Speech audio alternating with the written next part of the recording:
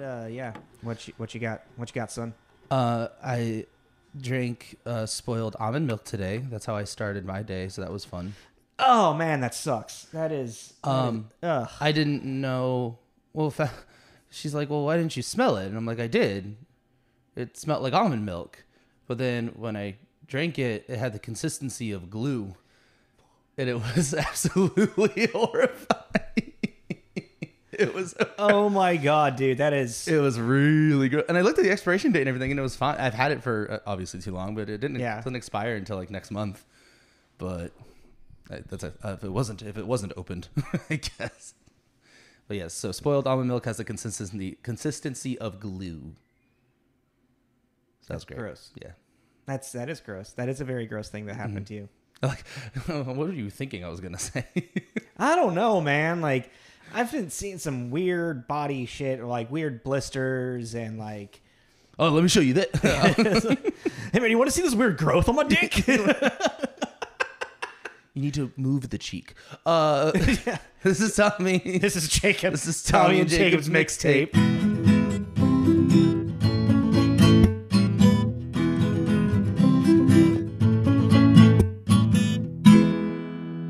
Hi everybody, how's it going? I don't know which one I'm going to use there, but we'll figure it out, I guess. Hey everybody, welcome to our filler finale. So yeah, this is technically the finale. Episode 104. 104. Ending of season 2. 104. One of us. One of us. Did I tell you about the Monsters Inc. thing that happened to me the other? Monsters Inc. thing? No. I was ringing up Martine, and his total was $23.19. Okay. I just looked at it. I was like, $23.19. He looked at me like, oh, is that like, whoa. That's the code for when you come in contact with children. I forgot. Yeah. And I just was like, no one understands me. Even I couldn't get it. Yeah. Well, I've only seen Monsters Inc. like once, maybe twice. But we are, what are we doing today, Jacob? Since for this filler. Oh, yeah. I named the episode and I forgot to run it by you. Okay, well, run it by me. We're doing the music that made us. The music that made us. That's yes. Good. Yeah, you like it? No, you like it? You like it? Good. You better fucking like it because I just put it on there. It's official. So this is what's happening. This is why we're doing a filler episode. Despite the fact that, we miscounted. But we're going to go see, as we said last week, we're seeing My Chemical Romance at Tacoma Dome, yeah. In Tacoma on October 3rd. So this episode that is going to be releasing is going to be the weekend right before we go see My Chemical Romance. Yeah. So we were thinking that, we just do an episode that we talk about music, and we'll like kind of post our like journey and travels with MCR and maybe the weekend and have fun and whatnot. And do you know what the opener is? No. Yeah. No idea. No clue. It might just be MCR. I was gonna say, because if it is, there's an opener, it'd be somebody. Well, right? I remember back when they announced this tour, The Used was about to announce a tour as well, and so it was like almost like a possibility that it could be The Used and MCR touring together, or at least playing some shows in bigger places, bigger venues, which we both kind of got really excited on that. If you remember, like that was back in early 2020 before the world went to shit. He wears his heart safety pin to his back. Earth and the Worm. Yeah, that's a cool music video. It's a really cool music video. But yeah, so we're just going to be talking about... Jacob's going to kind of lead us on this journey because I had a really hard time with this topic for some reason. And I can kind of get into that. I kind of figured it out. I think the best way to talk about the music that made us is to go through the journey of our life from childhood to now. God. Because the music that I listened to as a kid is very it's very popular music. But like, and I still kind of listen to some of it now, but like I don't have like the same memory of it. We'll just get into this, Well, yeah, I think that's nice. Yeah, so with MCR coming out, we're going to go see that. And it's a reunion tour. We decided we wanted to, we haven't talked about music at all. No, this is our first time we've ever talked about music. And both of us really enjoy singing. We're both very rudimentary musicians, I would say. I mean, I can kind of play the guitar. Tommy knows how to play the bass. I'm teaching myself the thumb piano.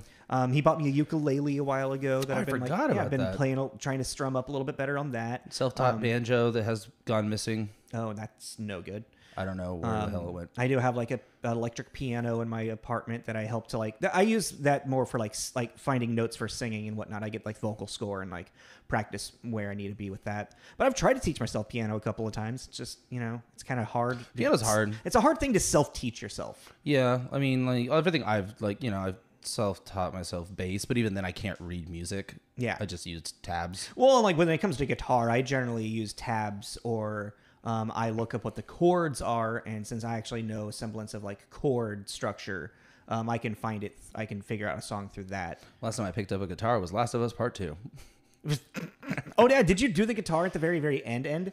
Like, did you pick up the guitar before you walked off into the void? Okay. Why? Do you have to do that? I don't know. I just did it. I don't know if that was like, if that's, I sat there, I saw online that someone learned how to play Johnny Cash's version of Hurt. Yeah. Yeah. I did try to do that, but I hurt myself today. That's a great song. I as a joke at work, I made a saying that's the number one worst / best song to ask a stripper to strip to for you. Did you see the movie playing in my head? Yeah. Yeah, right. It's like, but yeah, so let's begin this journey. And I think just like, for you, what was like when you were a child, like growing up, like you're at your grandparents or what have you, like earliest memories you have of like music that you really enjoyed, like putting in like headphones and dancing around to, or just blasting, like on a radio or what have you. My knee-jerk reaction, and maybe my mom would know better. Off the top of my head, David Bowie. Okay, word. My dad was a big Bowie, but there was Bowie playing a lot in the house. And even my dad is a huge music person. My mom was in the industry for a really long time. She was? Yeah.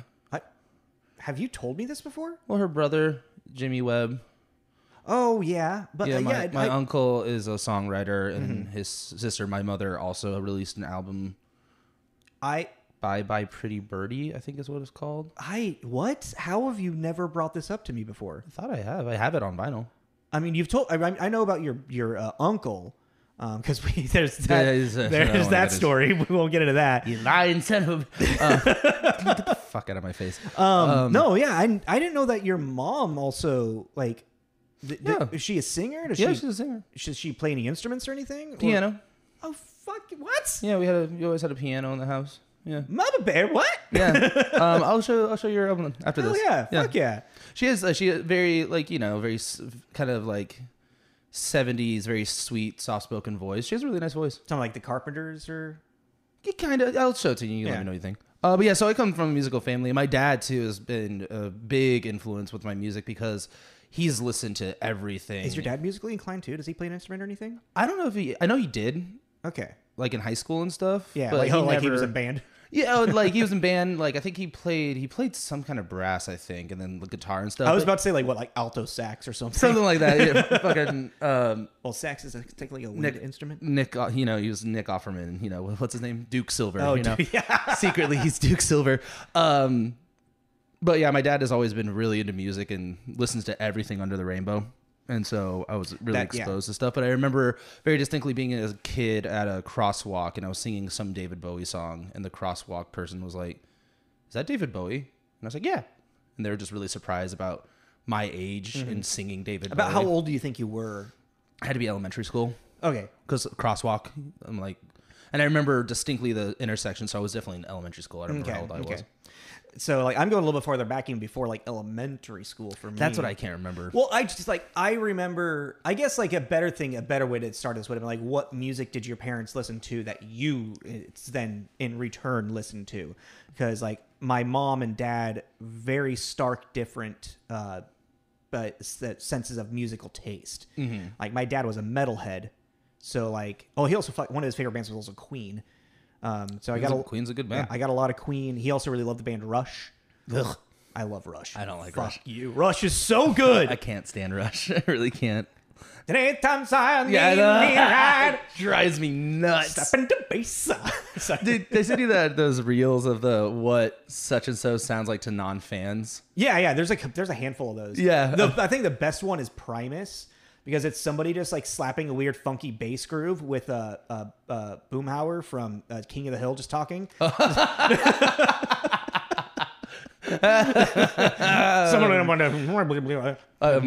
favorite was System of a Down. I was like, yeah. Accurate. I got a lot of like my dad's favorite band of all time though was Metallica. So I got a lot of Metallica growing up. Iron Maiden, Judas Priest. My dad was a huge fan of Kiss, so I listened to a lot of Kiss and Aerosmith. Got to listen to a lot of Aerosmith. My mom, on the other hand, she was like Madonna, Elton John, Journey, fucking Boston, Chicago. Like, my mom was like more in like the pop rock area, and my dad was in like more of like the metal of like realm and metal realm and a little bit more and whatnot. It was very interesting, just kind of like having these those like stark differences, very stark differences. And I would say like my first favorite artist of all time was Michael Jackson. Like Michael Jackson was like my fucking. I loved the Thriller music video. Was so fucking funny because I was a Prince guy. Yeah, and see, I never really liked Prince. When I was a kid. I mean, I love Michael Jackson, but I loved. Do we got a Prince. fight right now? Is this what's happening? But also, I might have really loved Prince because of Batman. Yeah, and that might have been my introduction, and so it created like this little pathway. And like I really liked all the music in Batman that Prince made, but I didn't really look at that as Prince music. I was like, oh, that's the Joker music. That's the Joker music. Yeah. So yeah, I mean, so that's really like where that all started off. But then and then in the elementary school, like I went through this huge like Aerosmith phase, then hair metal phase, where I was listening to like Dokken and the Scorpions, Van Halen. Also, my mom was a huge Van Halen fan and a huge hair metal fan, like glam metal. Motley Crue, one of her favorite bands of all time. I listened to a lot of Motley Crue as well as a kid. So that's like where that all started. And then I don't know. The popularity of the boy bands and girl bands came out. And you know how you feel about the Spice Girls. Yeah, I also, I remember getting the first Backstreet Boys CD. I remember getting No Strings Attached and loving that album. Yeah. And that was like, it was really interesting. Is like, I would be listening to Metallica and then I would switch to Backstreet Boys and then I would switch to Motley Crue. I mean, you should go on my Spotify profile and just look at I think it's called songs I listened to and liked. So like SIFL, I think it's the acronym I made for it because I was like, syphilis. Stupid. I have weird sense of humor.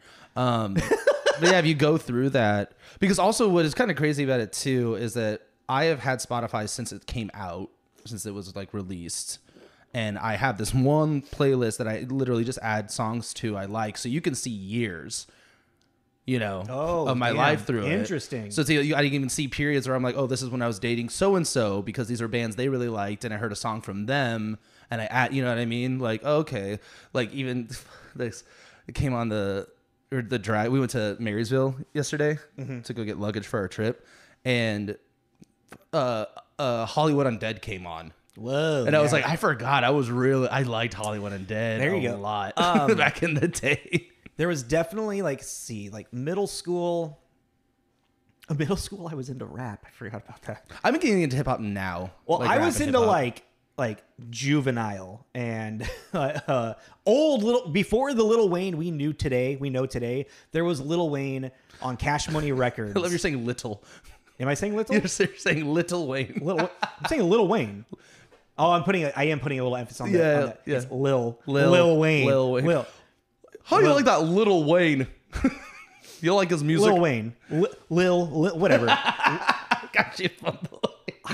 Well, because if I'm saying the word little, I'm gonna say little. Oh, whatever. Move on. Lil Wayne. But yeah, he had an album called "The Block Is Hot."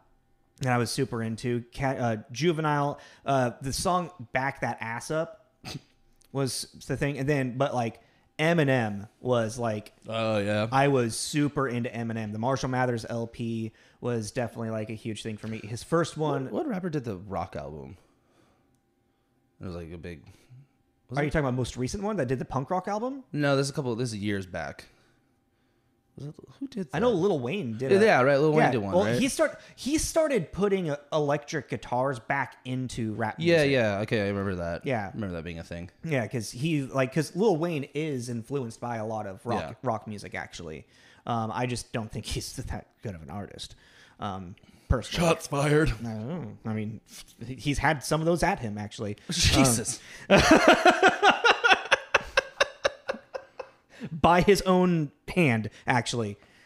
He shot himself on accident. Oh, did he really? Yes. Oh, I didn't know that. Yeah. Oh. That's one of the things he's infamous for, actually. Anywho, yeah, so the middle school, I was like, also, when I was in middle school, Chronic 2000 came out.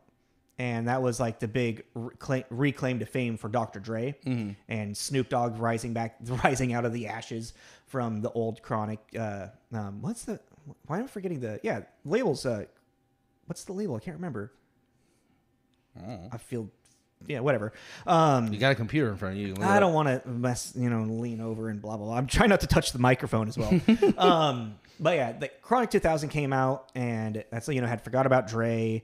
And that's also like Eminem's rise to fame, like, because Dre kind of like discovered Eminem from Detroit. And also, I mean, what was middle school for you then? The Killers. Okay. Well, and I have this memory of being in the locker room after PE or something and singing. Do you remember like the first time you heard the Killers? Like how specific? Like, walk us down that journey. Well, again, my dad. Story. Oh, that's right. Your dad introduced the Killers. Yeah, no, my dad got their first album when it was released, but I remember so distinctly he got it. Was that Sam's Town or Hot Fuzz? Hot Fuzz. Okay. And I remember my dad getting the album, listening to it, and then a couple weeks going by, and then everyone started talking about them. So he got it before like it caught wind at my school.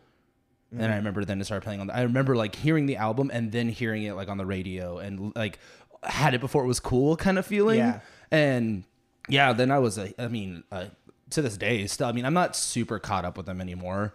But like their first 3 albums. Oh yeah. Like super influential. Yeah. And I feel especially Hot Fuzz. Yeah. There's a lot of Mr. Brightside was on Hot Fuzz, right? Yeah. There's a lot of girl songs. Songs that you connect to girls to. Yeah. Well, no, it's also, it's a lot of ones about like, tell me you Casanova. About love and stuff like that, like all the things I've done. Is that on that album? No, the thing. Uncle Johnny is on Hot Fuzz, and that's a great song. Smile Like You Mean It. That one, I remember that one really getting to me as a youthful person.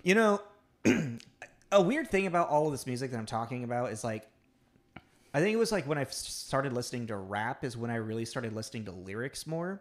And music for me has actually kind of always been like a struggle to. I am the king of misheard lyrics.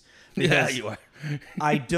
Because I don't really hear a word. All I'm hearing is a vowel sound and a note. Mm-hmm. And it's hard for me to discern what articulation is happening. So it's not over. It's in the last decade that I've really been like, oh, I really need to like focus on this. And that's actually an interesting idea too, because I think at least with the difference between us is I work at a karaoke bar. Yeah. So there's countless times that I've been standing there watching the screen, reading the lyrics and going like, this is a sad song. Yeah. I never realized this was such a sad song. Like Lost on You by LP. I love that song, and I was like, I've sang along to it, but I've never actually really read the lyrics. And I was reading the lyrics, and I was like, "Good God!" I'm not familiar with it. By LP, yeah. Who's LP? She's just. Oh, is that a renewer song? I don't know. I've never heard of it. Maybe I've heard the song. I don't know if it's newer. It's definitely picking up traction. Okay. It's a popular. Like we have it on karaoke now. Yeah. But yeah, I'll show you. I think you might like her. Yeah. Them. I actually don't know how they identify, so we'll go with them. Always the safe bet. Always the safe bet. But yeah, so it's just kind of like interesting that like I lost my train of thought. Continue on. I'm sorry, I got distracted by LP. You're saying that you. Oh yeah, like my weird like because even like I've always been much more of a visual person my entire life. So like even disconcerting notes was really hard for me. Like I remember I had friends in like high school, I would be like, Jacob, when the radio wasn't playing and you're singing along to a song, it sounds okay, but as soon as like you're with the song, it doesn't sound good anymore. I'm like, what do you mean? They're like, because I didn't understand that. Like I thought just like saying the words in a rhythm was kind of what singing was. I didn't really fully grasp the idea of like a note that was coming out of my body. Mm-hmm. It wasn't until I started to teach myself guitar. Tuning your instrument. Yeah. I taught myself how to play guitar. The first song that I taught myself completely was Wonderwall. How original. That, right? OMG. Because it's also the fucking easiest song in the world to play. I know. Everyone played fucking Wonderwall. Yeah. Don't. Do not bring that up on here. If you know, you know. One person knows. Yeah. One other person in the world knows about that. As I turned into a Thumper from fucking Bambi, Jesus. Well, I had something to say about your visual thing that I thought was interesting, and I think it was the reason I had a hard time with like trying to think of like topics for this. All of my music is tied to visual in the sense of like music video, movie, or a song that because I was in middle school and high school, like early high school, and then I kind of got over it. I was obsessed and wanted to be a music video director. Yeah, I remember you telling me that. Yeah, I was obsessed with music videos, but also around that time, I mean, I know they still make music videos, but around when I was around that age was really the phase out of music videos. Yeah, my generation was really at the biggest like boom of music videos because we had the VMAs, TLR, Total Request Live with Carson Daly. Yeah. Like running home from middle school to see what the fucking biggest thing was and like, see Ricky Martin's music video or Blink-182's or Christina Aguilera. Oh, Britney Spears. Oh, man. Well, and then I was always late to middle school because we had the VH1 had a program called Jumpstart. I have no idea what that is. And it was early in the morning, and they would just play music videos for like an hour or so. And I was always late to my bus because I was always sitting there watching these music videos, and that, like because of Jumpstart, I became a fan of The Fray and Rise Against. That's what kind of led me into kind of like new age, like rock. Because I was very much into classic rock, like Led Zeppelin and Jimi Hendrix. And I didn't have my classic rock phase until I was like in my early 20s. Oh, really? Yeah. Oh, yeah. No, man, I was a huge Zeppelin head. Yeah, I mean, it's like the closest thing to like classic rock you could say I listened to as a kid is also like, well, I mean, like Journey and all that stuff. But my mom was super into like Ozzy Osbourne and Black Sabbath. Mm-hmm. But like, no, like when it came to like Zeppelin or like the Eagles or any of that stuff, yeah, no, just like I missed all. It wasn't until I was in my 20s that I was like, I was like, Led Zeppelin's amazing. Also, but what's funny, both of us never had a Beatles phase. No, never did. Interesting. Never did. But you had a Rolling Stones phase. A little bit. Yeah, I never really did. A little bit. Like, I wasn't a huge Stones fan. There were songs that I really liked. Mm-hmm. But it's like Led Zeppelin, I would listen to like the entire album. And that's a thing that I was really, and to this day, about is listening to a whole album. Mm-hmm. Like, I prefer to do that as well. I mean, to not? No, to. Oh, yeah. Like, I want to, but I lose interest really quick. Well, it's like I have really bad music ADD. I like to if it's an album, like if an artist releases a new album, I need to listen to the entire album. Mm-hmm. It's like there might be the big popular hit that's on it that I'm definitely going to listen to. But I want to know what the diversity of the album is. You know what I mean? Yeah, that's so funny because I think I remember like the last time I actually was super excited, went out and got the new album, The Killers. David Bowie? No, The Killers, their fourth album, Space and Humans or Humans in Space. Space Humans. I can't remember what it was called. Something like that. Humans it's in Space. Are we humans? Yeah. That one. Went out, got that album, was stoked, put it in there, and was like, you're dead to me.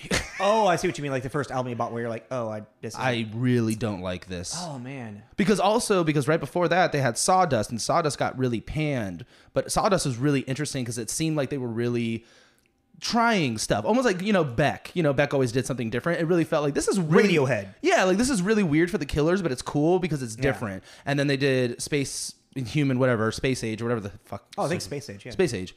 And I was just like, this is really poppy, uninteresting, overproduced to me. And maybe that's still, maybe that's not. Maybe it wasn't. But I didn't even get into the Killers until I was in my late teens, early 20s as well, because through high school, I went through a huge nu metal phase, like from rap, and then I discovered Limp Bizkit.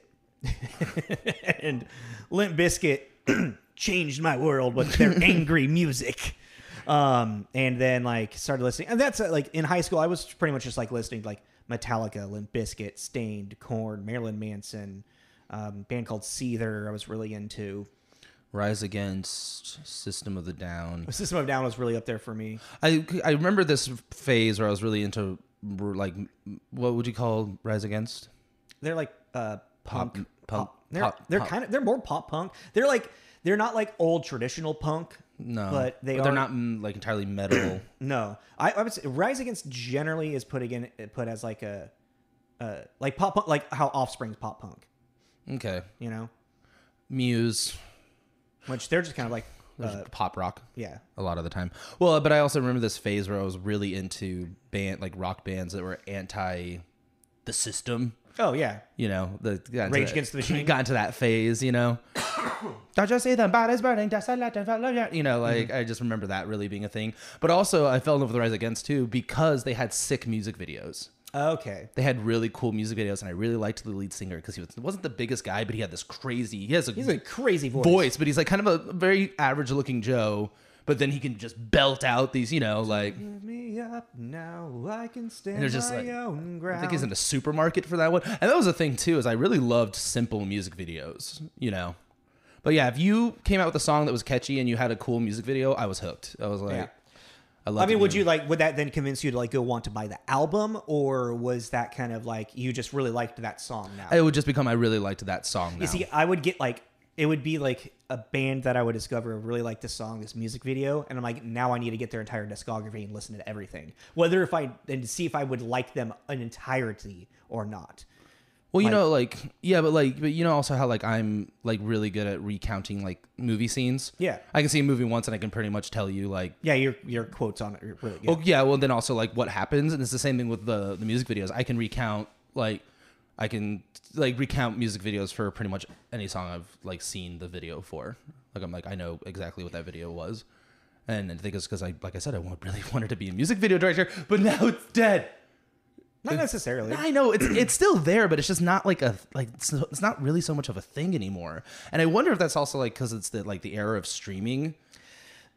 It really, like the whole world of. I'm just looking around. Oh, okay. I was like, I'm searching for a thought. Okay. Which is fleeting now. Yeah, I think because like the whole cloud rappers, you know, like what's what I'm trying to say? What the hell is that? It's people that started doing like it's the online streaming stuff, but like SoundCloud rappers. Like there was a whole like genre, like Post Malone comes from this like rise of SoundCloud artists that just started putting their stuff on SoundCloud for free, and then they picked up momentum, huge traction, momentum. And Post Malone does some actually crazy good music videos. So does Billie Eilish. Holy shit, Billie Eilish has some great music videos. I think that's what it is, though. It's the fact that now, like with the whole like Jumpstart show, that was on every weekday, 7:00, whatever time it was. And so you didn't have to seek it out. It was already, you just turn it on and there you go. Now you have to seek out the music videos. Yeah, because there's no, like, the platform is just like YouTube or Vimeo. Like, it's online. It's not, there's not just like a channel for you to put on and it's presented to you. I highly doubt that now that we're saying it out loud. So if you know of I'm sure there's some kind of app or something out there where they just play. So if you know of a cool one, please let us know because I would love to get, because also that would just expand my music again. When it comes to actually music videos though, I think what you need to have actual cable with like extra packages that have like this channel, MTV Fuse, all music videos, which is not anymore. I remember because like when MTV, they released MTV2, which then is like, oh no, since we got a lot of like actual shows, we're gonna have MTV2, and then that'll be the music video one. And they started having too many shows for MTV. They're like, well, let's put some of those shows on MTV2, and then they're like, oh well, let's do MTV Fuse, and they're like, and we'll put the music videos on MTV Fuse, and now there's just like 5, there's probably not, I don't know, I'm being hyperbolic now, but there's like 5 MTV channels that none of them play music videos. For music television. It's all reality now. Ugh. I'm just not thinking about like really cool music videos. I went through that. Oh. I went through the era of LimeWire, where you could download everything pretty much. Napster. And I would download music videos. Do you miss burning CDs? Yeah, I do. There's something nostalgic about that I miss. There was something about the art of a burnt CD, your personal playlist. All right, and you get the Sharpie and you doodle. You doodle, or you make the track list on it, or like for so love. What I actually got really into doing when I was delivering pizzas, because this is right before it's like iPods were just now starting to become like really popular. Like I got a Zune, dude. I had a Zune, and that thing was sick. Zunes were fucking awesome. It got stolen in my car when my car got stolen, which I was really sad about. Zunes were, like, a lot of people are like, oh, the iPod. The Zune did all that before, and it was sick. Yeah. It's like the iPod literally was just like, it was like a LED screen, blah, blah, blah. The Zune was like you could play music videos on the Zune before the iPods could. Had a radio. Yeah. Zunes were fucking cool. And then then Apple was like, got their hands on it, were like, we're just gonna slide these in here. Look what we got. Yeah, right? You're like, and they just destroyed that company. Hostile takeover. But what I really liked to do was I would burn a CD. I would try to fill out. Oh, what the fuck did you just do there? Okay, I just got I would try. You always want to maximize your space on a burnt CD. Mm-hmm. You don't want to have there to be an extra space. If you squeeze a 30-second song, you want to do that. You realize there's people out there that have no idea what we're talking about? I don't give a fuck. No, I just say it's just funny. My dad still burns CDs. Good for him. No, but he'll send Christmas. That's actually that's kind of cute. That's kind of sweet. Yeah, but also, how are you going to listen to that? I don't have a CD player anywhere. Your PlayStation. Oh yeah. Everyone forgets that they can do that. Kramer said something the other day, and I brought that up, and he's like, "What?" I'm like, "It's a CD-ROM drive in there. Like it can read a CD. It's a Blu-ray player." But yeah, no, for Christmas, my dad will make Christmas that's really cool. CDs and send them to people. I had made mixes for friends in the past, but I don't know, I got weird mixed reviews from friends about it, so I just stopped doing that. It's that thing. It's that watch this. It's really funny. Yeah, exactly. You're not laughing. It's so I started making just mixes for my deliveries. So I would have one every month. I would make a new mix of music and whatnot. But then what I would end up doing is while I was listening to it, I would start creating a story with how the songs are mixing together. This character is this band, or this character is this singer, and there'd be a story that would unfold through the music that was I was listening to. So I would be performing music videos and musicals in my head and driving and acting out and stuff. I'm a nerd. I mean, obviously I'm an actor, Well, I mean, remember I don't do it really anymore, but I used to make playlists for video games. Yeah. I mean, I started to kind of try to do that, but what I ended up realizing was we've talked about this before and personally, but I listened to Modest Mouse on repeat while I was playing Shadow of Colossus. And which album? It was actually just a mix. Okay. Because actually it was majority of good news for people who like bad news, but the song that I would land on in this mix was Cowboy Dan, and that song just fit the mood of that game so perfect that I would find myself just playing that on repeat while I was playing Shadow of Colossus. Well, and also for the listeners too, if you want, it's a very fun. It sounds like it might be tedious or whatever, but it is very fun to try and make a playlist to go along with the game, because basically what you're doing is you're making a soundtrack for a movie. Yeah, is the way to think about it. Yeah, it's whatever tone you feel this video game has is what you're presenting.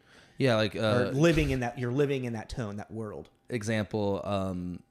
Just Cause 3, I remember there's some kind of motorcycle explosion race thing you have to do, and I put Queen's Bicycle to that mission, and it was hilarious. That's fucking good. I want to ride my bicycle. It's exploding, and it was awesome. Well, it's that's counterpoint in the terms of editing and writing and whatnot, because it's kind of when you have the big explosion of something epic happening and there's Ave Maria playing in the background. Yeah.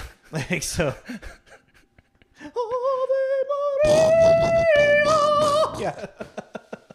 That is a fun little. Or actually, a good example of that is End of Fight Club, with the Pixies playing as everything is blowing up. Oh yeah, that's a good example. Yeah. Or Inglorious Bastards, that cover of Cat. Is that a cover or is it the original? I think it's a cover. A cover of the Cat People, Putting Out the Fire by David Bowie, as the theater's burning down.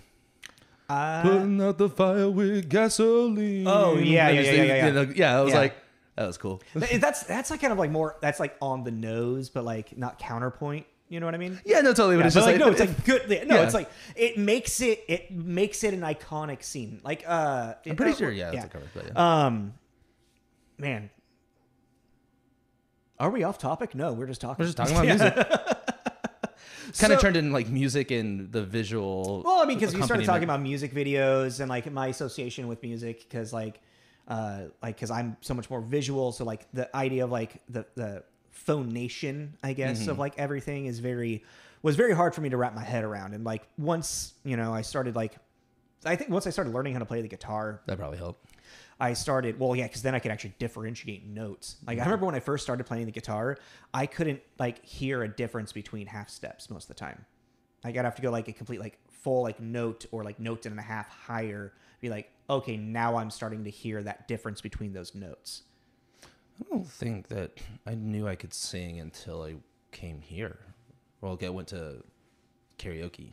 Fucking Rock Band actually helped me learn how to sing. I know I always sang, but I don't ever like. I would always be singing, but like I said, people would just be like, "You need to stop." And I thought I was a good singer because I just didn't know. But yeah, you know who does really great music? And I mean, I know it's not him specifically, but like for his movies, Guy Ritchie. Guy Ritchie gets some sick soundtracks for his. Oh yeah, yeah. He probably has a good idea in mind of like what he wants in certain places and whatnot. Yeah. I mean, that's what comes down to like when you're editing. Like, I mean, it might be written in the script sometimes, but like once you start like editing everything together and you see it actually like on screen, you're like, I know what is perfect for this. Yeah, if you want to listen to some really cool like rock music, listen to the Rock and Roller soundtrack. There's a lot of good songs on that. All right, so what about through high school? What was kind of like... I think we already did that one. Did we? Well, in a sense, I guess I kind of guessed. Rise Against. Well, like I went through like a weird like switch in high school as well, because I started from nu metal, and then I got introduced to the band Glassjaw, and then post-hardcore and screamo music kind of got introduced to me. But here's the funny thing: we're getting ready to go see My Chemical Romance. When My Chemical Romance first came out, I thought they were fucking garbage. I thought emo music was stupid as fuck. That's so weird. I hated emo music. And like I think it was because of like all these, they're tight. Because also I wasn't like the skinny jean kid in high school. I was the Hot Topic, like the fucking like chains and like weird straps hanging off the pants and stuff, and like spiked hair. I'd always dye my hair a different color, but it'd be like spiked. I always wear a hoodie or like a shirt that had like the weird white phrase. I was like gothic, like grungier emo. I mean it was emo-ish, but like some eyeliner, but it was more in like the realm of like a gothic kid. Well, like when I was a freshman, I was very like in that age group, I was very alternative. Then I got a little more straight-laced. Then started wearing like button-ups and stuff like that. Your Hawaiian shirts? I always rock the Hawaiian. I don't care. I don't care what anyone says about my Hawaiian shirts. I like to bring that up. But then I got really like, that was when I was dating Sarah. Got really buttoned up and stuff like that. And then later on again, then I got back into, because I always kind of liked them, like the whole Panic, Fallout, Paramore. I always kind of liked Taking Back Sunday. Yeah. But then I remember there was a phase where I got really into them, and then I got into like my late teens, 19, 20, and then it became kind of like I think I stopped being so music is my identity thing. Mm-hmm. I'm a scene kid, so this is what I listen to. I'm this, so you know what I mean? Yeah. Well, and it was a very high school mentality. Oh, 100%. Well, because you're finding who and you are. That's why like my whole thing in high school was like I'm nu metal. Like Korn was my favorite band in high school. Yeah. And followed by like Marilyn Manson, Linkin Park. there is like a very much like Ozfest was the thing I was going. I was going to Ozfest while a lot of other like of my people that I went to school with, they would be going to Warped Tour. Mm-hmm. But I also where I went to school, there was also a lot of like kids like cowboy hats and like they come from the fucking farm and whatnot. So I was like the kid in black. They're like, huh, like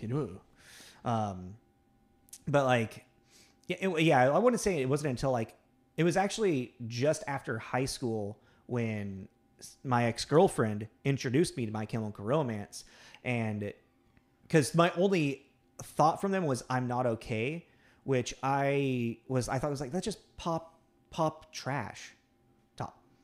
And I was like, yeah, whatever. Like, I liked Blink-182 for pop punk because I thought they were funny, and dumb and immature. I thought that was fun and whatnot. Oh, I was really into 303 in high school. Speaking of stupid, that makes sense. Stupid immature. That's all. Oh my god. But if your boyfriend's got beef, tell him I'm a vegetarian and I'm not fucking scared of him. Awesome. So yeah, so I was really into like Glassjaw. Also, I got really into Tool for a little bit as well. You Tool. Tool's a fucking great band, actually. Musically, they're fucking crazy good. So Sarah comes back from New York from this like modeling thing that she did, and she had bought both My Chemical Romance their first album and their second one. She's like, Jacob, I need you to listen to this first album because if you like Glassjaw, you're going to like this band. And you're going to see what I'm talking about. I was like, okay, whatever. Listen to You Brought Me Your Love, I Brought You My Bullets. And I immediately fell in love with this band. It was like, I was like, oh my God, this is not the band that I thought they were. Is it weird that you used to like really confuse MCR and 30 Seconds to Mars? No, not necessarily, because I feel like they're kind Jared Leto really kind of like in 30 Seconds, they really kind of leaned hard in The Kill and their second album. I forget the name of their second album. It's like they're not super similar, but they're like cousins. Well, it's because The Kill was like an emo anthem song, but like the rest of that album wasn't an emo album. Yeah. I do like 30 Seconds to Mars. I do too. I think Jared Leto and 30 Seconds to Mars is like really a wonderful fucking band. His voice is insane. And he's hot. Yeah, he is. Like, I don't care what. No, Jared Leto is a hot dude. He's 50. He looks, it's like, you. No, he has the fountain of youth somewhere, yeah, man. No, he is a vampire. Yeah, that's why they cast him as Morbius, guys. And then around that time. Rewatch Morbius. It's not that bad. Around that time with like starting to really get to really like My Chemical Romance. People are like, well, Jacob, then you got to listen to Taking Back Sunday. You got to listen to Coheed and Cambria. Taking Back Sunday was sick. Dude, Taking Back... Well, you see, the thing is, like... Also sick music videos. They had really cool music videos. Like, Make Damn Sure, everybody kind of, like, goes... like, because that's their, like, one of their biggest singles. Yeah. They had 2 albums before that song even came out that are so much better than... I mean, Make Damn Sure is a fucking awesome song. Don't get me wrong. But their first 2 albums are so much more emo iconic than that Make Damn Sure brought them to like this level of stardom that a lot of other emo bands didn't have at the time. Well, Liar. Yep. Liar. Do you remember that music video? This is at a point now. I stopped watching music videos after like 17 years old. So like in 2003 forward, I could not name you a goddamn music video. It's like the band and they're like singing, like performing or whatever, but it's on the line of a polygraph test. So it's I think I've seen clips or yeah. So it's drawing them as like the woman is being interviewed, and I was just like, it was cool. If you're keeping score. And then I think Sav probably had a little bit to do with it too, because she was really like into all that stuff. But I remember getting into Brand New. Yeah, and she really liked Brand New. And Brand New was a little more of like they were a emo band. I was just like in my back of my mind. Yeah, overlooked type thing. The Firms, wasn't it? Yeah, that was not really emo. It was more like alternative pop rock kind of vibe. Well, you see, also around this time of like, so this is also me learning how to play guitar. I started getting more into like more acoustic stuff too. So I was all Dashboard Confessional, like started like, I got really into them. didn't really get fully into Death Cab. It really depended. It would depend on my mood. If I was feeling a real type of way, I would listen to Death Cab for Cutie. And when it wasn't a good mood, when I would listen to them. Yeah. I don't know. That's it's really hard to like for me. That's what I think it was. Again, going back to like why I had a hard time with this topic. It's because it's like it's from my memory. It's just such a melting pot of what I was listening to because not only I had my like mom and dad at home and what they would listen to, but then you go into high school and then you have your peers and what they're listening to. What you're influenced to listen to by them. Yeah, like I remember. And then your dirty little secrets that the secret band you can't tell anyone about. ABC. ABC is an 80s British pop band. Yeah. That I absolutely love. The album's called Lexicon of Love. Check it out. It's awesome if you like 80s. It's so like cheeky and terrible, but it's amazing. Look, how does the look of love go? Look of love. Look of love. Let's look. That's the look. The look of love. Shoot that poison. Shoot that poison arrow to my heart. Yeah, that's great. But yeah, so like it's this mixed bag, so it's really hard for me to differentiate. And that's the thing is I also would go through because like I said I have music ADD, so I'd go through these phases, you know. Like I remember really being into Led Zeppelin and then kind of not for a year and then getting right back into them again, you know, like I mean, even like as we were talking about this, there's bands that I was like, oh yeah, in high school, like, oh yeah, Stabbing Westward, Finger 11, Finger 11. Yeah. But you see Finger 11's first 3 albums were so much different than when they got popular from the song Paralyzer. Yeah, they went to a weird like pop rock after that. U2, I was really into U2. Yeah. U2 always annoyed me. Radiohead, when I remember when I first got into Radiohead, my brain broke.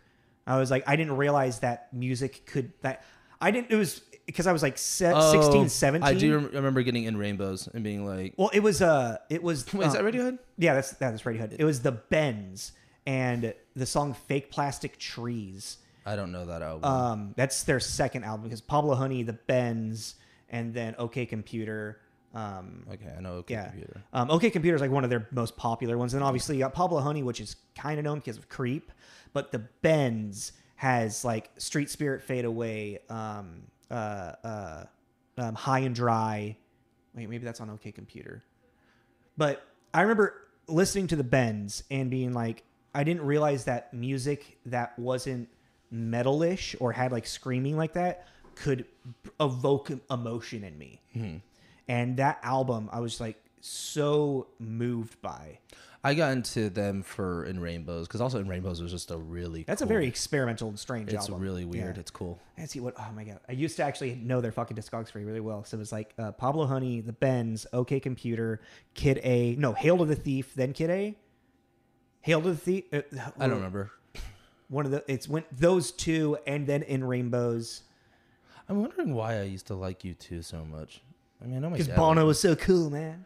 No, but I don't know. It's just like listening listening to them again. Like I went back and kind of like tooled around with it for a little bit, just to like they're pretty generic Brit rock pop. I was just like that was the thing. I was kind of listening. I would jump a couple albums from like decade to decade. And Did I was you like the Police?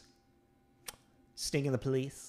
I liked Sting more than I liked the Police. It just annoys me. I think Sting is a very talented musician, but I'm not really into Sting anymore. Yeah. But I was for a minute. I didn't even talk about my grunge phase.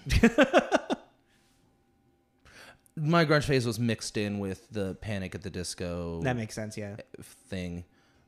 I mean, I listened to grunge when I was a kid because my mom started to kind of like it as well. And I actually remember where I was hearing about Kurt Cobain's death. And that actually very impacted me because I was like 10 years old when that happened. Yeah. He would have been like 4. When did he die? 1996. Yeah, like 4. And then Lane Staley passing away when I was in high school. All of these like grunge, and then Chris Cornell recently. God damn, yeah. Black hole sun, won't you come? So, I mean... That song annoys me so much, actually. What about now? I think it's probably start wrapping up. That's what I mean, like, now, like... Let's start moving towards it, yeah. What do you like now? Sorry. What are you into these days, bud? You want to take that from top? So what are you listening to these days, Jacob? Oh, man. Actually, so I have like really gotten into this weird like Midwestern emo. That is so weird. That is really weird. Why? Because I've gotten really into gothic country. That's a really weird one. Yeah, it's just they're both. Yeah, it's like murder folk music. Oh yeah, you were telling me about this. Yeah, I found the playlist called Spooky Banjo Time, something like that, and it's incredible. It's so good. I mean, so like if I can describe like Midwestern emo, it's kind of like if indie music, like slower indie music with like emo screaming mixed with like math rock. So, wow, that sounds like a headache. It's beautiful. Is it? It is. Yeah, I'll show you a couple songs like popular bands like Sorority Noise, Modern Baseball, Free Throw. There's all right. See if I can remember. This is the name of the band. The world is a beautiful place, and I am no longer afraid to die. Did they use an acronym or do they use the? Okay, that's the whole thing. The world is a beautiful place, and I am no longer afraid to die. They're really, really interesting. What's interesting is like a lot of this kind of it almost has like a little bit of a shoegazy feel to it as well. So like it's like kind of more ambient noise with then like a really like fun, quick like guitar like type thing in it. But it's not like repetitive. It's like a quick feel like. And then like a fun like and then the person in the background like I'm doing a horrible rendition of this. You might just want to stop and just show it to me later. Or Mom Jeans, that's another fun one. Some of these bands came out like what? Mom Jeans. It's that's the name of one of the bands. Is this like a more recent band? They came out in like 2010s, I want to say, maybe late 2000s. Oh. I mean, most of these bands are within the last decade, I want to say. I just have this weird memory of someone we know talking about how Mom Jeans would be a really great name for a band. Oh, really? Yeah, and this is someone that is very musically inclined that we don't particularly talk to anymore. Well, Mom Jeans is from, like, Connecticut or something. Yeah. But it's just this person, if there was a band named Mom Jeans, I would be very surprised if they didn't know that already. Well, I mean, it depends how long you were talking about this with that person, and you know how popular Mom Jeans would have been at that time. Yeah, it just I'm like, oh, but yeah, like Amigo the Devil is like this gothic folk group. Okay, and they're really like, I'll show you. There's this one song I'm obsessed with right now, and it's like amazing. It's all like they all sound like like they could be intros to True Blood. Oh, okay. A werewolf show set in New Orleans, it's just like in the deep South, oh man, I forget who does what band it is, but like the opening song for the first episode of or first season of True Detective is like one of my favorite opening intros, like how it's like edited and whatnot, visually super fucking cool. And the music to it is so fitting for like this like Louisiana backwoods goddamn detective. They're trying to figure out who's killing people stuff. And oh my god, yeah. God damn it, you still need to watch that season so bad, dude. And I think it's like I have always really really liked the instruments that go into folk music. Mandolins, banjos, like I really like the characteristic of the sounds of what they use, but I've never really cared about the topic matter. And now I found murder and love and betrayal, and I'm like, yeah. I'm surprised. I mean, I'm actually really curious how you would feel about the Decemberists now. Like if you actually like put some time into listening to them. Oh, that's fair. And I've also been really into UK hip hop. UK hip hop, interesting. Yeah, I don't know. It's just I got into it a little while ago, but I've been slowly getting more into it because I was playing Watch Dogs There we go. The newest Watch Dogs. I was gonna say The Last of Dogs, and I was like, no, The Last of Dogs. But there's the radio channels on there, and every now and then a like UK hip hop song would come on, and I was like, there's something about the beats and everything, and then with the accent, like a really thick like British or Scottish or Irish accent on top of it that I just really get a kick out of. Interesting. And then also the slang, is different. Like I went back to my flat. And I don't know why, but do you just immediately maybe get to thinking about flogging Molly? Okay. And what's the that real famous hip hop band? No, because what's the fucking song that was in Departed? Shipping Off to Boston. Shipping Off to Boston. I don't know. Just like the language in that song is just kind of very interesting. It's a great song too. Mm-hmm. Oh, I was really into that too. It's like that song was the only song from Flogging Molly that I would really recognize, or even I think I liked. I don't know. I just had this like weird epiphany too. It's like I got really into punk for a while, and that's because I watched SLC Punk.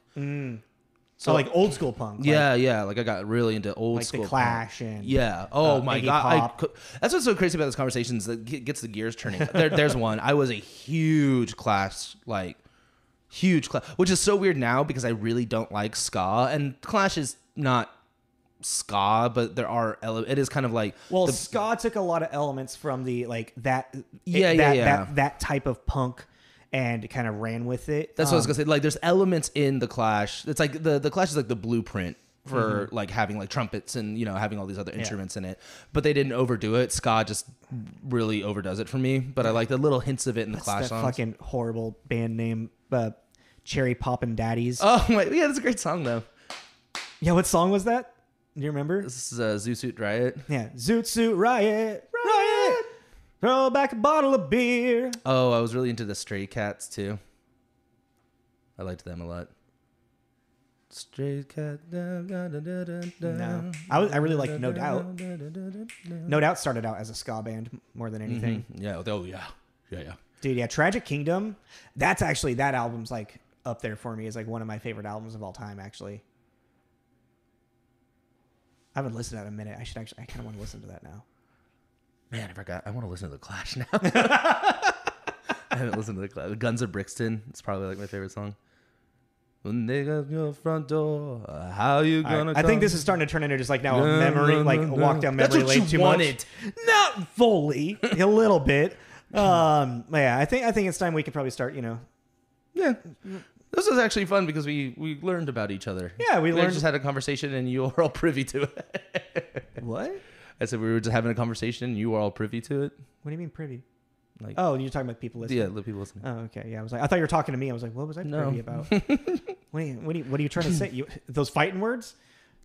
It's like what was it that? Oh, what? Prince versus Michael Jackson. Like, hey, do we got to fight right now? But yeah, that's that was officially that's the music that made us. Officially end of season 2. Yeah, and we are going to be getting, like every year, we're going to be going to our spooky season.